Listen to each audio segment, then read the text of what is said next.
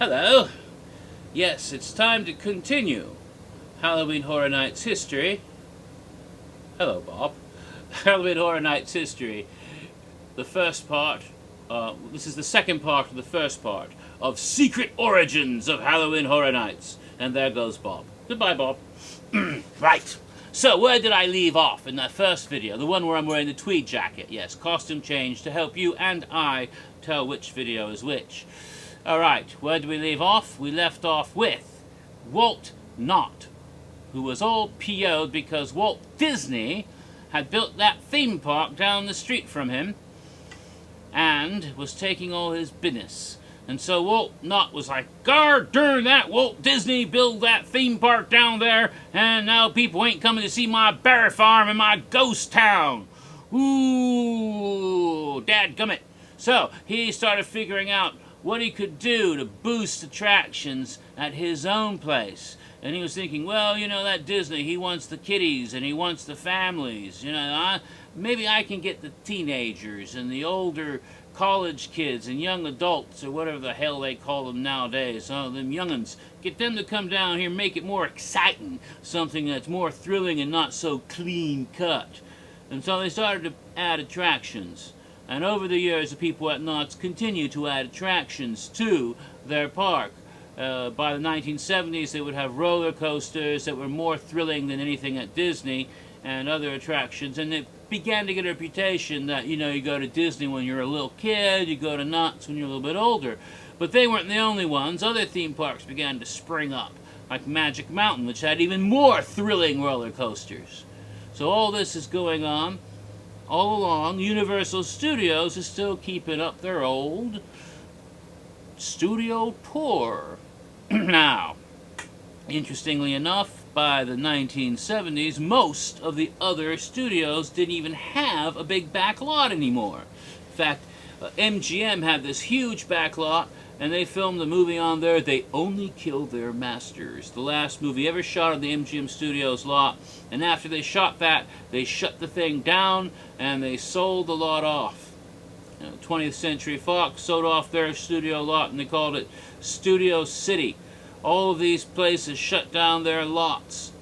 And soon there were no big studios with back lots, because the whole studio system had changed. There was a lot more things being shot on location.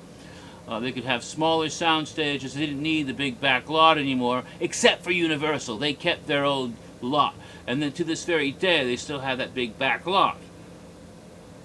So they were becoming a bit of a dinosaur with their studio tour, which is starting to seem a bit old-fashioned. Well, in 1972, I believe, the people at Knott's Berry Farm thought, okay, Disney is still getting a lot of the guests, a lot of the tourists that we want for our park, and we want to do something a little more edgy and something they don't even touch. Now, they do a lot of holidays and special events there for Disneyland. They have their New Year's Eve party and their grad night celebration every year. Huge crowds for that. And they do Christmas parties. Let's do something for Halloween. That's a holiday Disney doesn't want to do too much with, because it's scary. Don't want to scare the little kiddies. No, but we want the big kiddies. So let's make Knott's Berry Farm into Knott's Scary Farm. That'll bring them in. We already have a ghost town. Let's just add more ghosts and make it spooky and scary for Halloween. And so Knott's Scary Farm began, which would, over the years, become a great Halloween tradition for people living in Southern California. Indeed, they're coming very close to their 40th anniversary, if I'm not mistaken, in a couple of years, yes. So it's a great old haunted attraction. By the mid-70s, the mid-1970s, around 75, 76, 77, Universal Studios had continued to try to keep up with these theme parks, because, you know, people weren't as interested in the old studio tour idea. They needed to punch it up even more, and so they started adding little attractions, little little special shows that weren't really part of the backstage at Universal where they make movies. It was just for the guests, just for the tourists. They started putting little things. The tram would go up to a body of water and it would part open. It would go through like the Red Sea from the Ten Commandments. They'd come to a western town. It would be flooding and an earthquake and the flood would come pouring down. They would go past a body of water and all of a sudden the shark from Jaws would leap out at the tram. A little bit by bit, as each little attraction and show was added in, Universal Studios was starting to slowly change from a backstage studio tour into an actual theme park. And as time went on, it became more and more theme parky, if that's an actual word. So as it starts to morph this way, by the 1980s, it was pretty much a theme park next door to a studio, a working studio in Hollywood. And so at this point, someone was thinking, well, you know, we get the guests in. There's certain times of year where business is really slow. Autumn, after school starts and the weather gets cooler, we don't get the crowds we normally do, especially, you know, around late October. But you know what? Knott's Berry Farm has solved that problem for the past 14 years.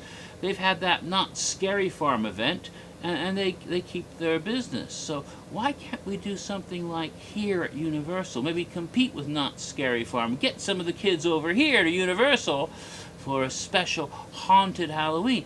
After all, we're the people who invented horror back in the early days. You know, Dracula, Frankenstein, the Wolfman, all of that. This is the Universal House of Horror. Why then shouldn't we got the old Bates house over there, why can't we be the Halloween destination for Southern California tourists? Yes, that's what we're going to do. We're going to have a special Halloween after-hours ticket event, and there'll be a terror tram through these haunted attractions. We'll build, as people drive along, we'll have people dressed up in scary outfits jump out and scare them. It'll be wonderful. What will we call it? And this is where a lot of places do not record accurately, because many places on the internet will say that it wasn't called this. But I have heard from very high authority, and I'm certain that it is true, even though I didn't attend this in 1986. I would have been at University of Hawaii in Honolulu at the time. But I have heard on very good authority that this first event in 1986 was called Halloween Horror Nights. Yes, it was.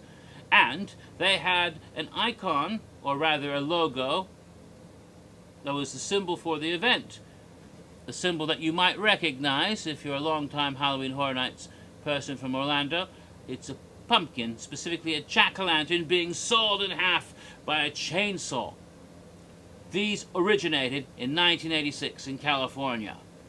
And the event, but there's a reason why it did not continue the following year. Not a very good reason either. The reason why the words Halloween Horror Nights were never used again until 1992 in Florida, and why that chainsaw logo disappeared quickly as well. You see, there was a tragic, terrible occurrence at the park on one of those nights. You see, what they were doing was they would have the characters jump out at the guests on the tram, and one of the young men performing got caught in between the two cars of the tram and was dragged along in the chains and gears and was crushed and, well, killed. And because of this tragic death of a character on the very first event, the event was canceled and they never did it again for decades. It wasn't until later in the 90s, after it had been successful in Florida, that they decided to start it up again in Hollywood. And that is also why when they first began it in Florida, they didn't use the name Halloween Horror Nights or use the chainsaw logo. They came up with a new name, Fright Nights. But then after it was successful, they resumed the old name. And that's a tale for another time. But that was the origin of Halloween Horror Nights in California in 1986, and it was birthed in tragedy and blood.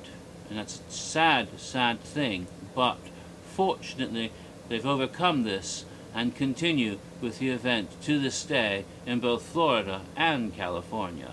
And I'll continue with another episode of Halloween Horror Nights Halloween Horror Nights history at a later date. Good night.